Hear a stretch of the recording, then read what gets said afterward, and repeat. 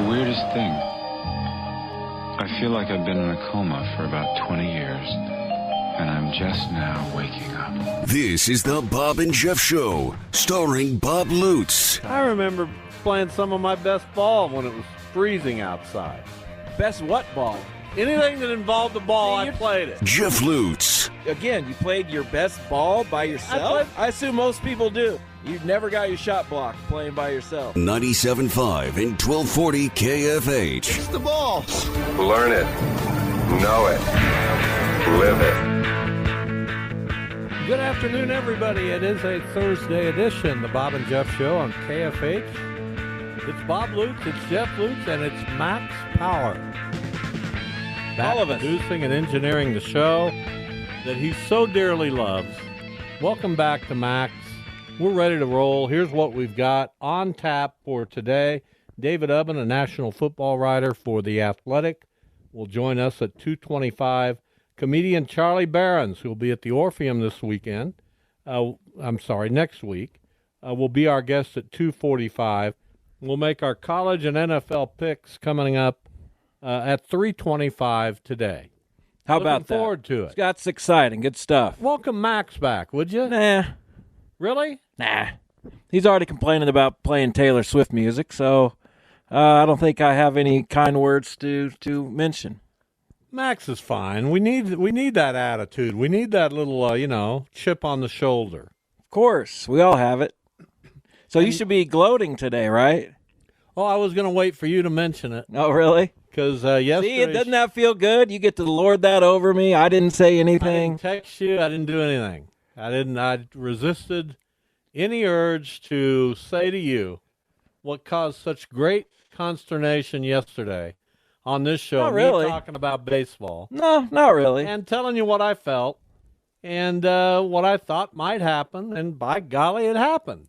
4 sweeps. Now, nobody saw that except for the guy sitting right over here. Except that last year there were 3 sweeps, and the Marlins stink, and the Blue Jays kind of stink, and well, why didn't you say that yesterday? the Rays at home. Why did you give me so much resistance yesterday? Because I didn't know how to predict one game, and I never will know how to predict one I didn't game. predict. I said I have a feeling these are all going to be sweeps. I like the teams that won game 1 to go ahead and finish it out. They're all at home. They all pretty much played the exact same game. Game 2's all pretty much the same as the game 1s in all the series. Here's what I'll say. They weren't all at home. Tampa lost, of course, to Texas. Here's what I'll say. It was fun watching the fans in Philadelphia and Minnesota.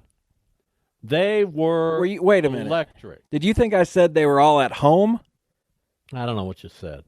Here's the thing you need to understand. I rarely listen. Well, I didn't say that. And then you corrected something I didn't say. I corrected myself. Oh, okay. It was incredible to watch, and Milwaukee lost too. So yeah, so 2 out of the 4. It was fun to watch the crowd. Man, the Philly crowd. I mean, it's just unbelievable. I like to think that Cardinals fans show up and get excited. Not like Philly. And not even like Minnesota. They hadn't won a series since 2002. They hadn't won a playoff game before winning game 1 in 18 years.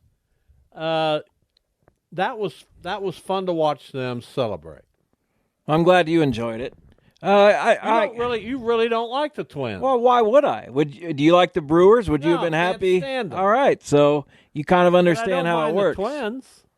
You would if they were in your division and celebrating. You're watching future Twins players down at Riverfront Stadium. I know. I'm giving them all hits. Don't do that. Don't be that. I'm not a homer. You just admitted it. I do give them hits sometimes. Well, you said I give them all hits. No, I'm a tough scorer. I'm the toughest of the 4 official you ever scorers. Get a call from the dugout? No, but we don't get calls from the dugout. It's usually they say something to somebody else. And somebody else ever come to you and say it? I had one dispute last year, and it was pretty minor. Did you overturn it? No. Well, you got to overturn it. Why? I stand my ground. I saw what I saw. But anyway, the Phillies look dynamic. I think they're going to beat the Braves. Now, You can catch me on that one. Certainly, the Braves would be the pick by most people, and I'm not detracting from the Braves. That series starts Saturday. I'm really not. I'm impressed by the Braves. Who wouldn't be? They have an unbelievable team. Philadelphia's a buzzsaw. Okay, well, they got to steal one at home without Wheeler or on the road without Wheeler or Nola. They got Ranger Suarez, who's very good. But the Braves can hit anybody. Yeah, let's see. Let's just see about Trust that. me. Let's see if they hit Zach Wheeler. They slugged 501 as a team. Aaron Nola That's elite for a player. Great last night. I understand, but the Braves are on a completely different level. Cardinal Aaron Nola. The Braves are on a completely different Future level Cardinal Sonny Gray was than the great Marlins. for the Twins. See, here you go, because, they might try to go get them, and now you got them in their uniform. Future Cardinal, well, the Cardinals have said publicly that they are going to pursue Nola and Gray. Now, will they get them both? I have no idea. Sonny Gray's 34 at the start of next season. I would imagine you'd have to give him 3 years, $60 million as a starting place. You might want 4. Nola, you'd probably have to give 4 or 5 years and $110 million as a starting. Oh, that'd be way over that. No, maybe not. He didn't have a very good year. I know, but he's someone who has the reputation. There's going to be a bidding war. 5 years, 130. 150. No, you're not paying Aaron Nola 30 a year. You're not doing it. There's no let's see. team in the game that'll pay him that.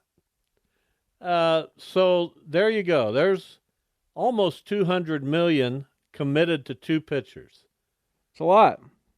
And then you got to and you've lowballed both of them. So you got to trade for a third one. I don't know what you're going to do. If you give 3 years to Sonny Gray for 60 to 70 million, I think you're in the ballpark. If you give Aaron Nola 5 years at 110 to 120, I think you're in the ballpark. Garrett Cole makes 36. They gave Garrett Cole's arguably the I know. best pitcher in the game. I'm just getting the starting pitchers out there. Shohei made 30. DeGrom made 30. So it'll probably be less for Nola, but not by that much. You pay him 5 years, 120 million. Call it a day. $24 million a year. Yeah, that's plenty. Maybe. Sonny Gray, 3 years, 60 to 70 million. And you've made a good conscious effort to get those Well, guys. good luck. That's what I think it'll take. And then you got to make a trade to get another starter. Okay, well, good luck. Are we going to talk about the series No, that I'm are gonna talk about, going on? Because I don't like this version of you. Why don't you like this? Because you get your hopes way up high, and I don't What's like wrong it. with this version? I want you to react to what happened. I did react to what happened. Well, what will happen with the Cardinals, and not say we're going to get 4 future Hall of Famers. I'll say this. I've already said I think the Phillies are going to the World Series. I think they're that good. And their fan base is just incredible. And I want the Twins. The Twins are my team in the playoffs. Disgusting. If I have to pick one, because we've got their Double-A farm team here. I like the way they operate. I like watching them in that ballpark, and I was thoroughly impressed with their fans. They went nuts. Well, their fans should be going nuts. And I like them to beat Houston. And I think Texas will beat Baltimore. Okay. So I'm picking against the grain here. Yeah, all 4 series you're picking the underdogs. Why? No, I'm not picking Arizona to beat LA. I think the Dodgers beat Arizona. But I'm picking the Phillies, and then I'm picking the 2 underdogs in the American Orioles League. will beat Texas. I don't think so. Okay. I think Texas is a better lineup. And I think the pitch, man, don't count out Texas starting pitching. They're not bad. Well, who are they going to throw in game 1 against Baltimore? Well, who are they throwing? I don't know. John Gray, I would presume. I thought he was injured. Maybe I'm wrong. You said that yesterday. Quit having the guy injured. Well, maybe he is, maybe he isn't. He should be, whether he is or he's not. Yeah, he's going to start game 1, I think. It's TBD versus TBD. The only starters announced are Verlander for Houston and Kershaw for the Dodgers. Well, those teams rested. Everybody, I would presume the Braves would start Max Fried. you would think. And you would assume the Orioles start Kyle Bradish. Yeah, and Texas will take him to the woodshed. Please. That's my prediction. I got something to say. We're not going to go into this like we did yesterday. At least I have something to say. Well, so do I. I'm not on the fence about everything. Well, maybe you should be. By the way, today's been an incredibly hectic day, but I've managed to book 2 musical guests for next week. Who's that? How about that? Both bands coming to the area. Fool House. Have you ever heard of them? Nope. They're playing at, I believe, the Cotillion, and we've got one of their members, Greg Hochstetter. All right, cool. And Great White. Have you heard of them? Yeah. They're coming to the casino, and we've got their longtime lead guitarist, Mark Kendall, for next week. Okay. Not a fan? Well, Great White is known for one thing, and it's unsavory. It's a terrible thing. They were the band that there was a fire in the club they were playing, and many people were killed. Yes. And it's an awful thing. But I don't know that. Are we blaming him? I don't know. I guess not. Well, I mean, come on, man. 869-1240. That is the IHOP hotline. We'd love to hear from you today as we get through this show. The baseball playoffs, 2 days off, which is not ideal. That's the only bad thing about sweeps in the wild card round. It's not good. Yeah. You get this momentum going, and then you've got Thursday and Friday off. No baseball. Not great. But Saturday is going to be unbelievable. And by the way, they shouldn't be taking Fridays off either way, right? Because they wouldn't have had any games Friday no matter what. Well, you That's got not to good for the game. give the pitching staffs a little. I know, time. but that's not good for the Yeah, game. but you can't expect the pitching staffs to just and the travel. You can't just turn it on a dime. That's ridiculous what you just said. You should know better. I'm saying it's not good for the game, and tell me why it is. Those are the kind of comments that get you in the. It's not good. Who's home on Friday nights? Who's home on Friday night? You cannot expect Answer the question. To play 3 games. I'm not saying that. I'm saying not playing baseball on Friday in the playoffs is bad for the game. But you've got to give the team. I didn't say anything about the schedule. They can move the schedule. They can do whatever they want. You got to start. You got to give them a day off Monday after the regular season.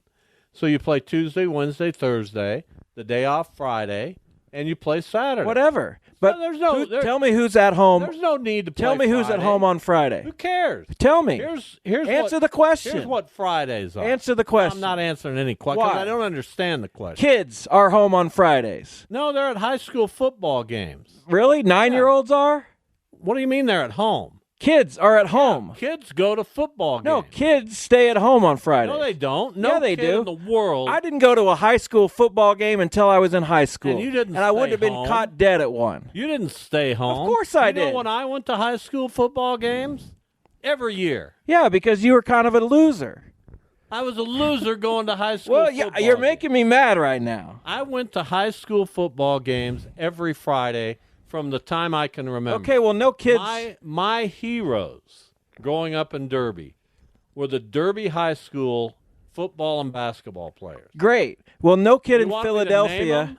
No kid in Philadelphia is going to a high school football game tomorrow. Do you want me to name the heroes? I do not. Mike Sexton. I was said no. Fantastic quarterback.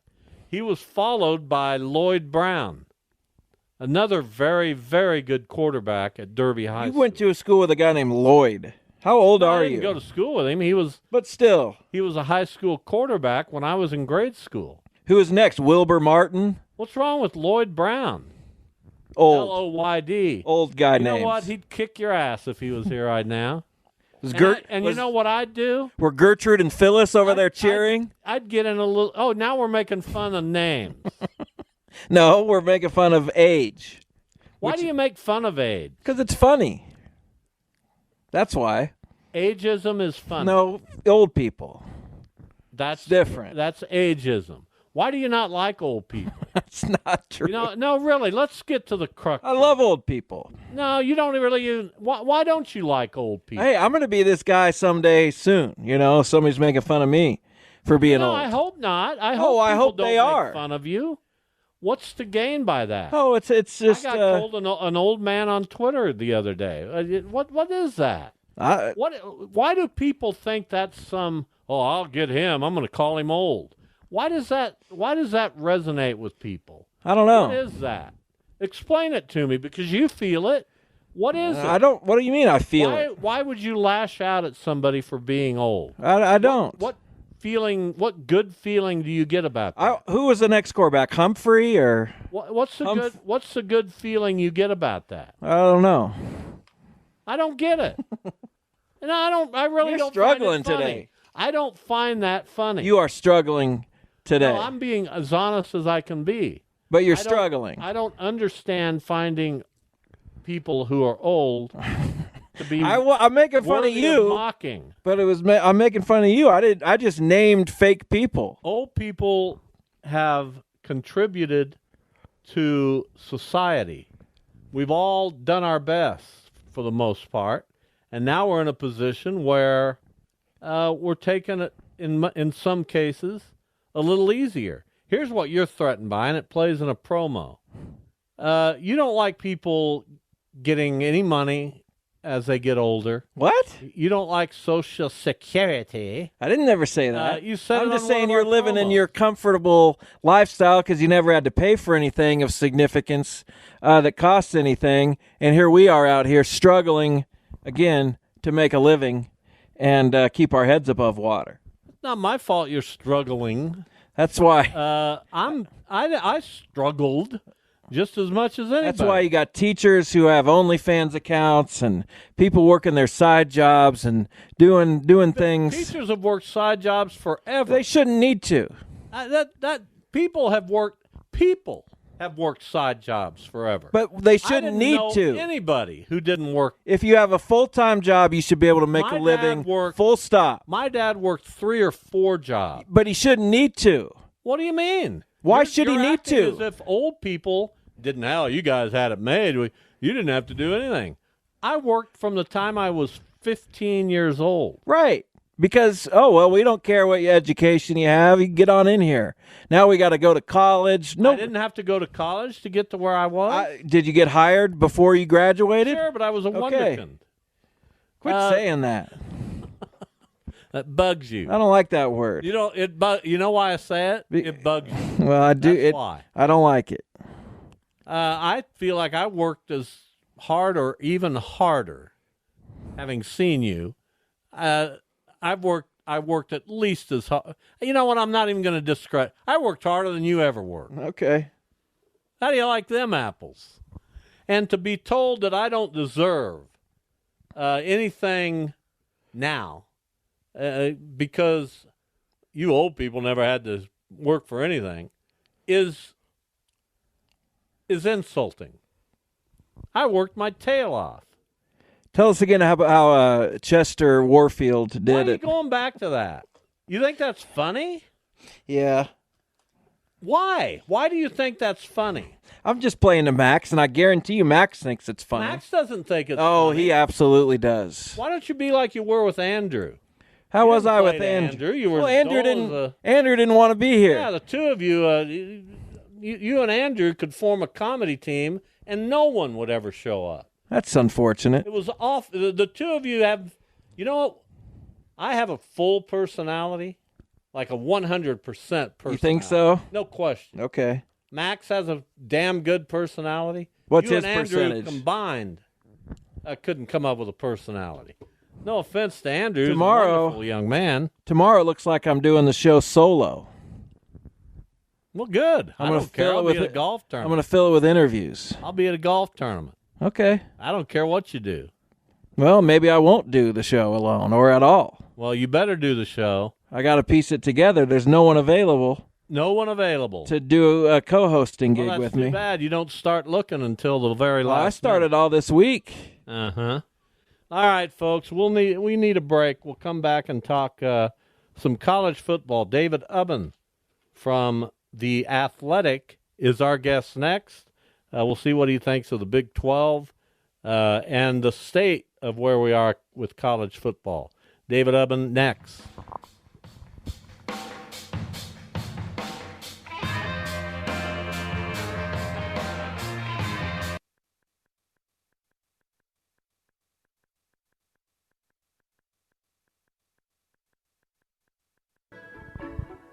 One night, All right, Snow on the Beach from Taylor Swift as we continue with the musical theme. All right, we're trying to get with David Ubben from The Athletic, scheduled to join us here to talk about college football. We hope we can make that happen because when we don't, I get stressed out. Don't get stressed out. No, but why does this stress me out? Because you had something planned and it didn't go according to plan, and that kind of thing stresses you out when things don't go the way that you think they're going to go. And I get it, but here we are. We're at work. We got to adjust. We got to do something on the fly. I'll tell you something interesting if you want to hear it. I'll let you decide. Go ahead. Well, you're not listening yet. I want to make sure that... So I'm doing a podcast for Channel 12, and I'm trying to figure out what exactly that's going to be. All I knew as of about yesterday is that Brent Kimnitz was going to be my very first guest. Really? Yeah. Why Kimnitz? I just thought it would be... He's old.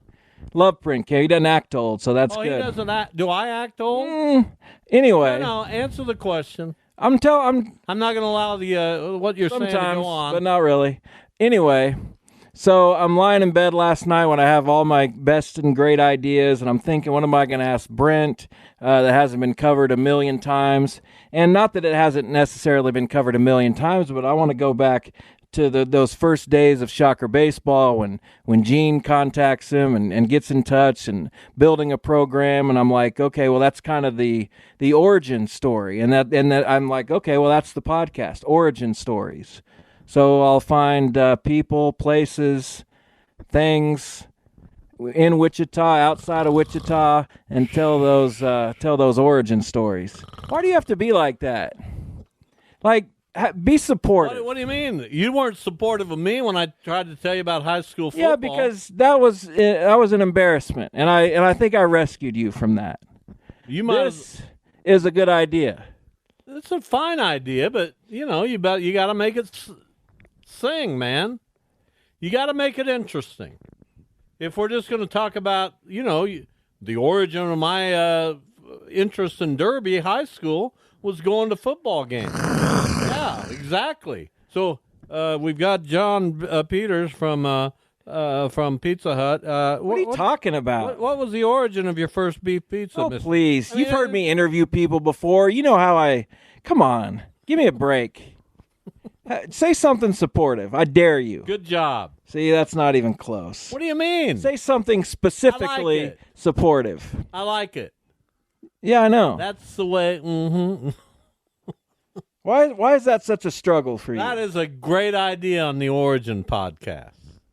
It is a good idea. There. Did I pass? No, because I don't believe you. Now I'm going to doubt myself, and it's all good. Why would you doubt yourself based on me having a fun time on radio? Because you know what? I actually care about what you think, and it would help. It's a good idea.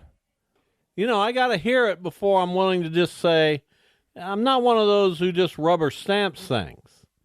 But it's a good idea on paper. It's a good idea, but now it becomes a matter of pulling it off, right? Yep.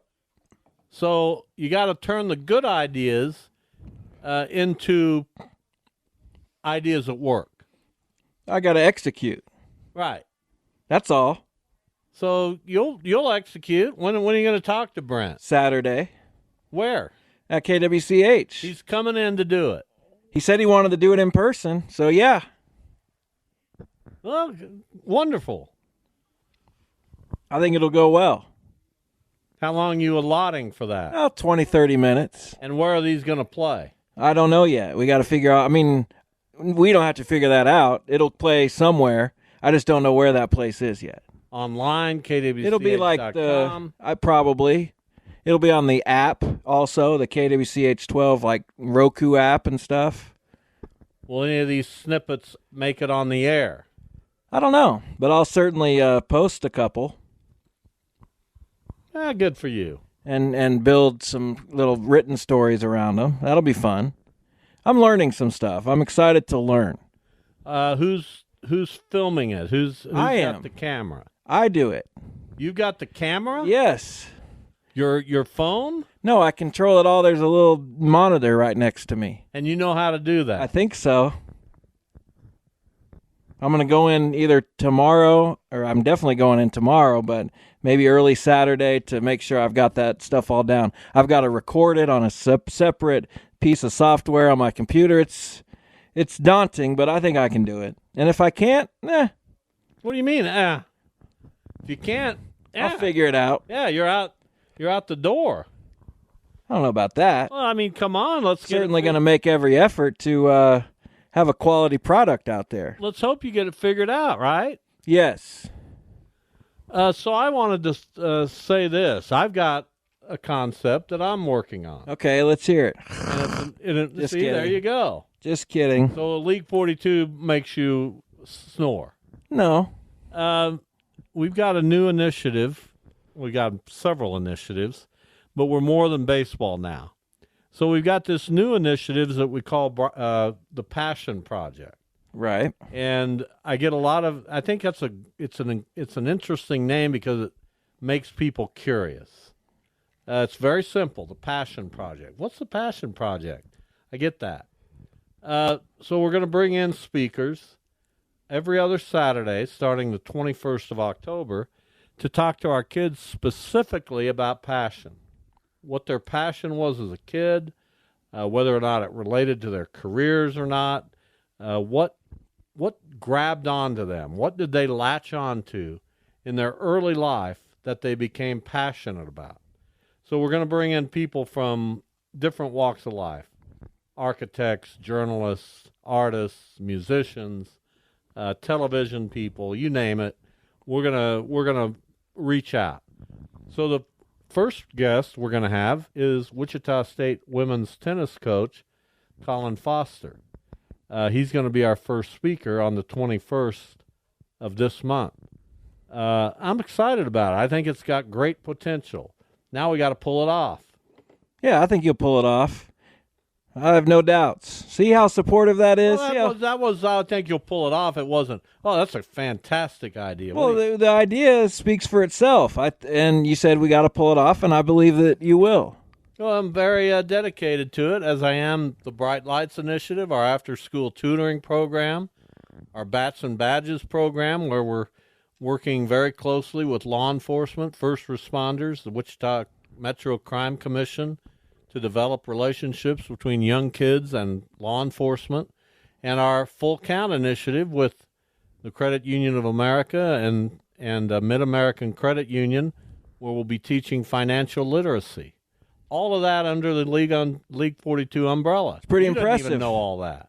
I knew some of that. I don't think you knew all. I know more than you think. What do you know? How do you know it? I pay attention. Oh, you follow Facebook. No, I pay attention. Well, I appreciate it. Whatever you want to do. So no David Ubben, huh? Well, I don't know. I don't like that. Apparently not. We're certainly not going to bump Charlie Berens for him. No, so. we're not bumping Charlie Berens, but we could make an attempt to get Ubben later. But here's what I ask of people, and I say this in general, okay? Sure. When you commit to doing something, and you can forget at times, I get it, but don't forget. I hear you. I just let people off the hook for forgetting. But he also is a national college football reporter. And he may have something going on, but text, say, hey, I got this going on, I can't make it. I got it. I love got David it. Ubben. But breaking, I don't know what's going on. David Ubben's the greatest. Yes. We gotta have people. We gotta when a commitment is made, and who's been better about commitments than me? Well, you forget stuff too, occasionally. I opened the door on my own. As does everybody. My own marriage history, but you didn't go there. Not quite. Not today. Not today. You've suffered You're enough. Not in the mood. You and Lloyd have suffered enough today. Why are you getting on Lloyd Brown? Can you imagine? Hey, here comes Wichita Collegiate running back Lloyd Brown in 2023. Lloyd was a cool guy. I'm sure he was. I got to know him a little bit later, and Mike Sexton was really a cool guy. And they were both outstanding, not good. They were both outstanding quarterbacks at Derby High School. Of course. So you can trace the tradition of Derby football, not just back to Tom McVeigh or certainly Tom Young, but it goes all the way back to Jim Davey and the coaches that were there at that time. Absolutely. Those are some good coaches, good players. You're never going to take away my fond I would memory. never attempt Never to. going to do that. I wouldn't try. As I'm laying there in my bed, however many months or years from now, and the doctors are hovering over me, and they're telling my family, I don't know how much, I don't know if he's, I don't know. The last thing I say. Oh, they know. The last thing I'm going to say is, Lloyd Brown, you were the best. I hope those are your That's what last I'm gonna words. say. I hope it is. What would you say? Lloyd Brown, what were your dad's last words? Lloyd Brown, Hey, who said who something. passed in 1926. No, Lloyd Brown may still be with us. I sure hope so. And if you're listening, Lloyd, I apologize. There's somebody out there who knows Lloyd Brown. Well, I'm sure. Speaking of high school football. Remember that time we talked about my old baseball coach, Dennis Harper, on this show? And then he called. And lo and behold, he called. Yeah. That's one of the highlight memories of my career. It's good stuff. You need to make your friend Weston Schartz come on with me tomorrow. Weston's not doing it. Why? He doesn't want to talk about this game against Bishop Carroll. Weston, the head football coach at Capon, just doesn't. It's been 24 years since they've beaten Bishop Carroll. He doesn't want to do anything that he and his brain feels like could jeopardize this, ending this losing streak. Yeah. This is a great look for Capon. They have had a much better season to date than Bishop Carroll, but Bishop Carroll is going to play their best football. You would think. And I don't, in some ways, I don't blame Weston for not wanting to even talk about it. In other ways, it's childish and immature. So I'm torn on his choice not to talk about the game. Yeah, I got it. You can get Capra for a couple segments. Yeah, maybe we'll see. What do you mean, Well, I got a 2. I got a 225. Joanna's at 325. You got 5 questions. Not yet, but I'll have somebody. I'm looking at Taylor Eldridge for 3:00. So we'll see. Well, I don't know what the openings are right now. You'll get something. I will. I just don't want to have to think about it. I got a golf tournament tomorrow. I got a lot call? of things. No, I'm not calling. All right. I'm not going to call. I don't want to be a part of that tomorrow. Okay. Don't try to bail yourself out by I don't have to. adding to my work level. I mean, You don't have to be harsh about it. It's not my issue. It is your issue I because would have it's found your a show. guest host. Well, everyone is unavailable. Who would you have brought in? Joe Auer. Joe Auer. Yes. I mean, I love Joe Auer, but I don't know that we'd have the proper chemistry on the air. Joe and I do great. You do fine. I like having Joe as a... Joe's a wonderful, one of the best human beings on the planet. Yeah, he's fine. But we've never done radio With together. Me leading him and holding his hand through that process, he does fine. With you, he'd be a... Well, I've got to have someone that I can hold their hand. You know what I'm saying? Joe Auer is a superior to me, basically. I mean, he's a peer, but he's also a coach when I was a kid, and I look at him that way. I need someone that I'm more on the level with. You know what I'm saying? No, not really. I don't understand that way of thinking at all. You're the pro in the pro seat of the radio. Joe Auer's just right, there but to supplement. I want to produce the best show I can possibly produce. Well, I would have called Joe, but that's me. All right. And if Joe couldn't do it, I'd have figured out something else. Well, Chris we're gonna Davis or somebody like that. We're gonna have a show of interviews tomorrow. You didn't get a hold of Chris Davis. Did you even try? No. No. Chris is great on this show. Well, then maybe I'll ask him. Yeah, I mean, that's your problem. Yeah. So we hope to hear from Charlie Berens as we continue to get stood up. This reminds me of my senior year of homecoming. Oh, did Lloyd and he not want to hang out with you? Yeah, the girl I asked to homecoming stood me up. That's too bad. How does that happen? Well, did she say yes, first of all? Maybe she didn't stand you up. Maybe she just declined. You know what? I didn't even ask a girl to go to homecoming. I was against pretty much everything. Well, that's fine. Nah, it's not really. I'm somewhat regretful about that. I mean, what girl wouldn't have welcomed the opportunity Several. to be on my arm for homecoming? Yeah, it's crazy. It is a little crazy. I don't think I ever had a homecoming date. What do you mean? I don't think I had a homecoming date. Did you go to homecoming? Yes. Without a date? What kind of geek I does that? I got to dance with Liz Hogan and Becky Cantrell, so maybe that's why. I couldn't tell you. I couldn't pick them out of a lineup. You know Liz Hogan, I thought. She one of your classmates? No, she was I think a year or two older. So was Becky Cantrell. They were older. What made you get the nerve to ask them to dance? Oh, we were all peeps from journalism class and everything. We hung out. So they gave you a pity dance? No, not necessarily. That's exactly what it was. I think we all danced together at the same time. It was all dancing. No, the three of us the together. Journalists out there. The three of us together. That when you dance with two girls. That's worse than one. That's worse than one for sure. No, you don't ever dance with two girls. Oh, yeah, you do. No, you don't. Trust me. No, you don't. Do. That's a sad, sad state. That's too bad.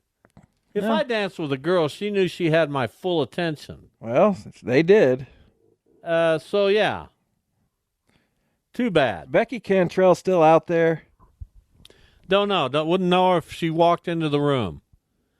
By the way, I'm trying to get rid of a desk here.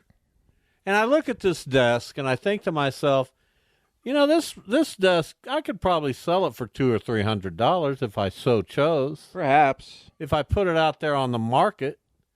But I'm willing to give it away if somebody will come to my house and take it. All you got to do is bring your strong sons.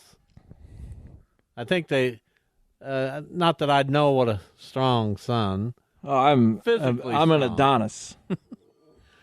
All you got to do is bring your strong sons here. There's no way that's going to happen.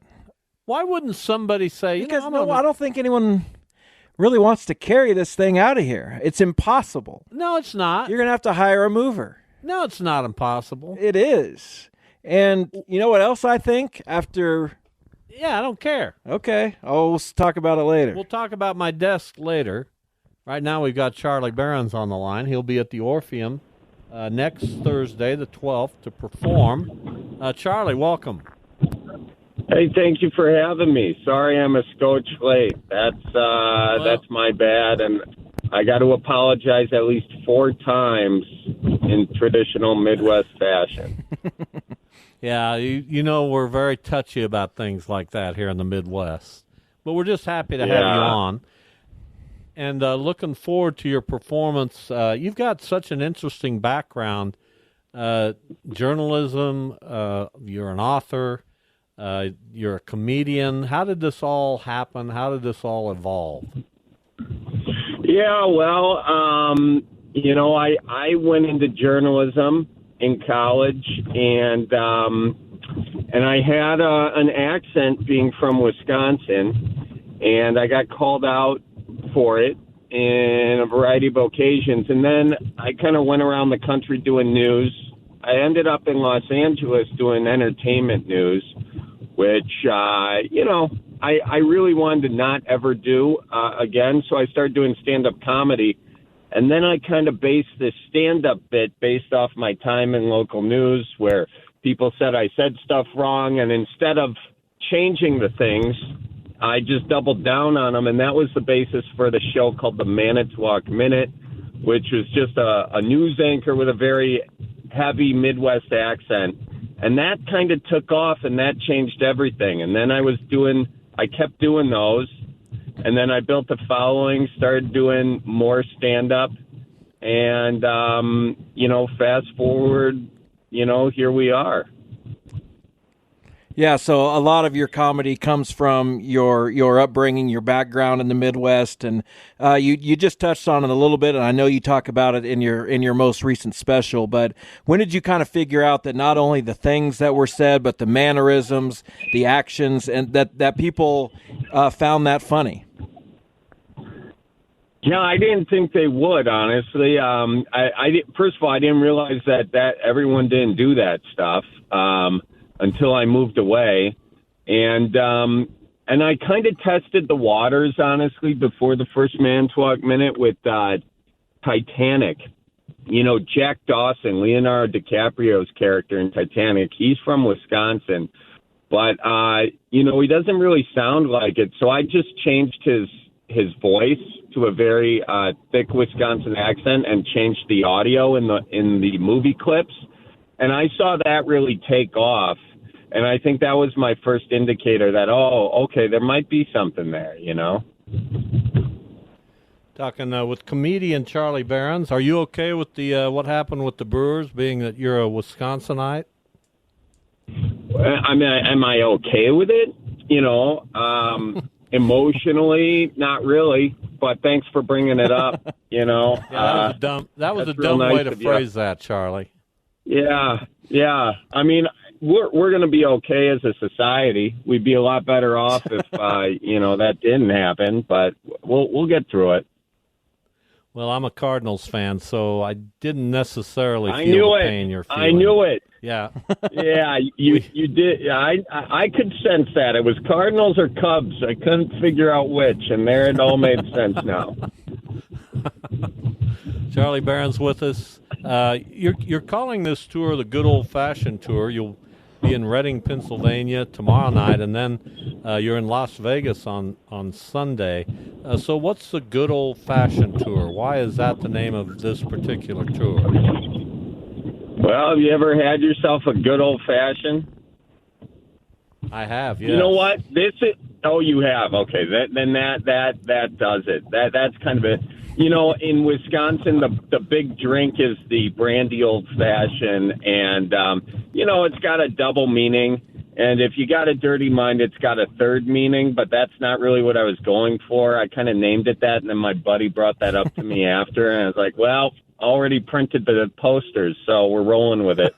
But, it's just kind of like I wanted some that kind of said where I was coming from, but also a little bit universal. And I think that's what this next tour is kind of I'm telling stories about where I'm from that I think are, hopefully universally relatable. But it's got a big thumbprint of the Midwest all over it. It's kind of like stories. My first tour was sort of things about the Midwest, and the second tour is kind of, stories from the Midwest, So it happened here. It's the backdrop, but, it's not necessarily the whole thing, if that makes sense. So in your special, you talked about a bubbler. And I guess I'm far more innocent than I thought I was, because I didn't know the widespread use of that, and I definitely didn't know the Wisconsin use of bubbler. I'll let people check out that special, though. What other words are there from the upper Midwest that kind of belong to you guys alone? Oh, man. Let's see here. We say screwed the pooch quite a bit. I don't know if that's more universal. Cheat instead of did you eat, like cheat, G-E-E-T, which is nice. Sheep's Head is not only a fish, but also a great card game we got up here. Just kind of like use guys is a way of phrasing, or if you're doing a story. I remember my dad always used to do this as a kid. He'd be like, yeah, so I says to him, and sort of pluralizing that I says is kind of a funny thing too. So there's a few unique, goofy, quirky things that we say here that, we kind of popularized, we'll say it.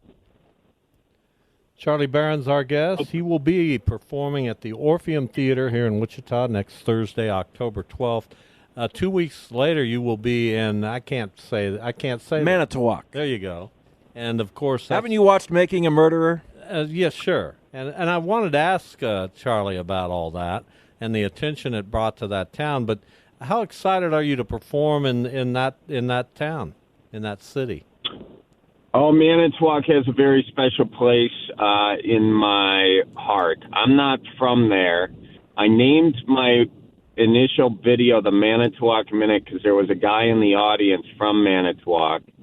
And but once it took off after that first episode, I started making more, and the city embraced it, and I appreciate that. I'm sure there's some people that don't like it, but for the most part, they appreciated it, and I really appreciate them for appreciating it because it, really changed my life.